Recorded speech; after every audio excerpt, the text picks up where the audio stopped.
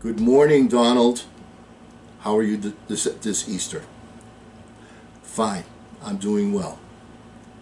I had a quick question for you. You're known as the Donald, right? Does your wife call you the? Okay. I'll get serious.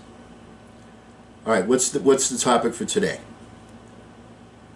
All right, you want to deliver a message to the nation because it's Easter.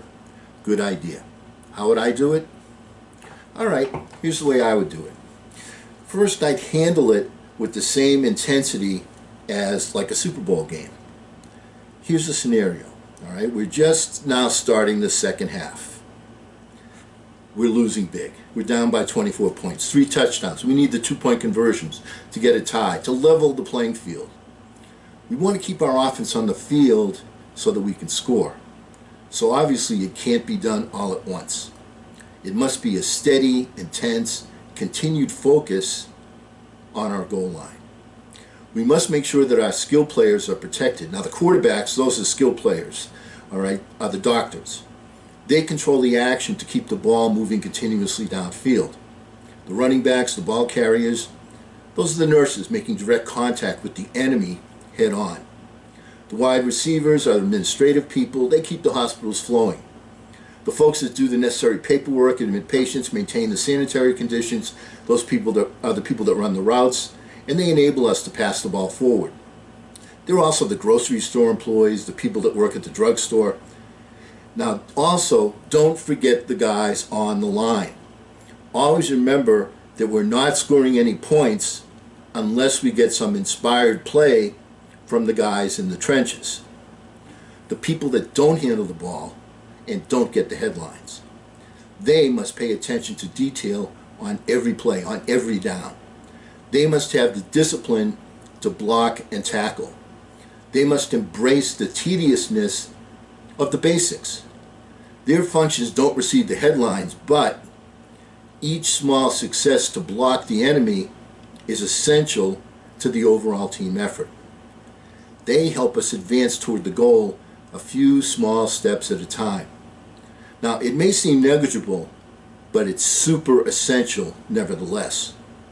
As to the defense, our defense must keep the enemy off the field so that we can score and our opponent cannot. Our coaches, our leaders, the experts must continually assess the data and call the right plays. They must look at the game from the field level and also from the elevated vantage point of the top of the stadium. They must see the battle from many angles and communicate effectively with each other to coagulate the data so that a winning strategy can be employed. They must realize that as game events continuously change, the game plan must be altered to accommodate new circumstances. For instance, if the enemy is gaining entrance to the backfield, we may need to send additional troops to that area and provide more protection for the offensive line.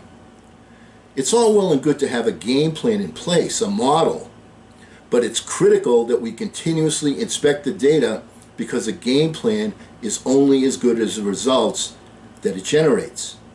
That's why you need to do more testing. Now, it's prudent to have some place scripted for each portion of the game. That gives you momentum. But it's essential that we have the flexibility to respond in the event that an opponent falls down and we can score with a long pass, or on the other side if there's an interception or a fumble. Because, reaction to turnovers can be a key to victory. We don't know when we're going to get back to normal, a tie score. So stop asking and keep moving. Do your job. Pay attention to detail.